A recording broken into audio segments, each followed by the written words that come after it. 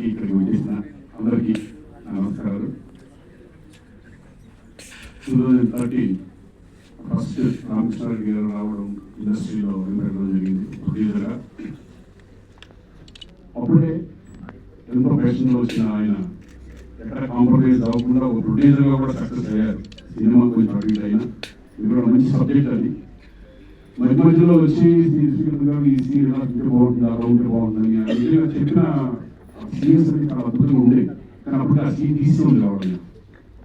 So అలా అప్పుడు అనేవాడు నేను, ఎందుకంటే మీరు డైరెక్షన్ చేసి కదా అంత బాగా చెప్తున్నారు, ఇంత సీన్ ఇంత ఎక్స్పీరియన్స్ ఉన్నారు అంటే ఆయన అనుభవం అంతా ఆ సినిమా మీద ప్యాషన్ అలా ప్రొడ్యూసర్గా ఎంటర్ అయిన తర్వాత మరి నేను అనుకో లేకపోతే ఆయన ఫస్ట్ ఫిలిం వచ్చిన తర్వాత నేర్చుకుని ఆయన చూసి అబ్జర్వ్ చేసిన తర్వాత ఆయన నెక్స్ట్ నుంచి డైరెక్టర్గా మారారు.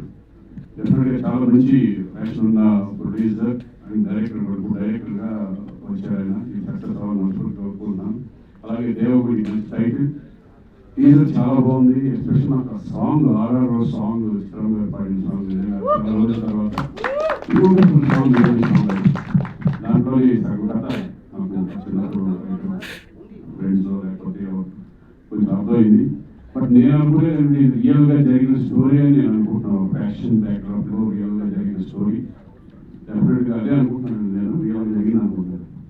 చెప్పట్లేదా? రిలీజ్ చేయలేదు.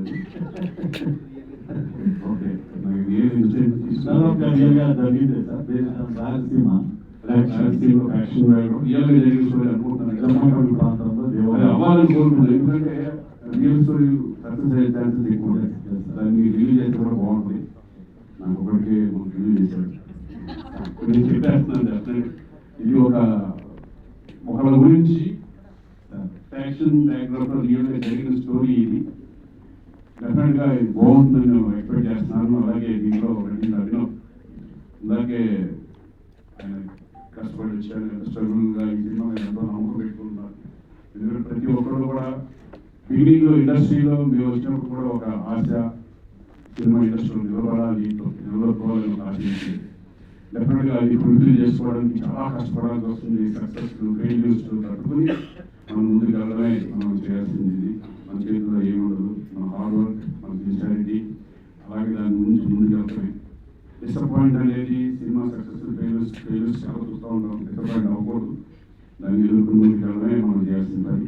So all the best. Career బాగుండాలని మీకు అందరికీ కోరుకుంటున్నాను. అలాగే తెలుగు అమ్మాయి అనేవాడు నాకు చాలా హ్యాపీగా ఉంటుంది. ఎందుకంటే మన తెలుగు ఇండస్ట్రీలో తెలుగు వాళ్ళు ఈ మధ్య కొంతమంది వస్తున్నారు, ఎంకరేజ్ చేస్తున్నారు కూడా. ప్రొడ్యూసర్స్ కూడా ఇంకా ఎంతోమంది మన తెలుగు వాళ్ళు రావాలని మనసు కోరుకుంటున్నాను. అలాగే థ్యాంక్స్ టు రామకృష్ణారెడ్డి గారు కూడా తెలుగు వాళ్ళని తీసుకొని ఈ సినిమా చేస్తున్నారు. చాలా సంతోషంగా ఉంది.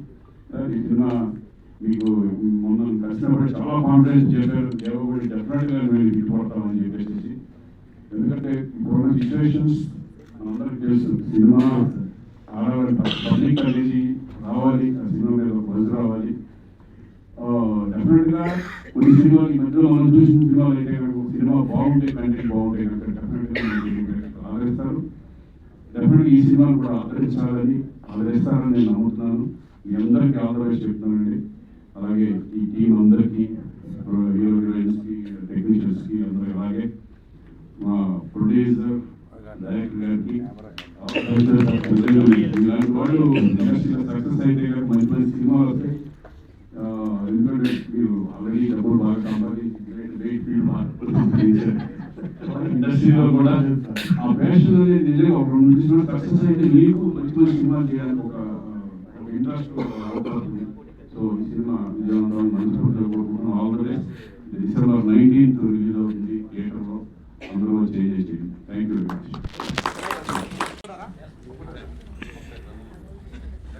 ఒకసారి ఫ్రెండ్స్ గురించి మర్చిపోవడం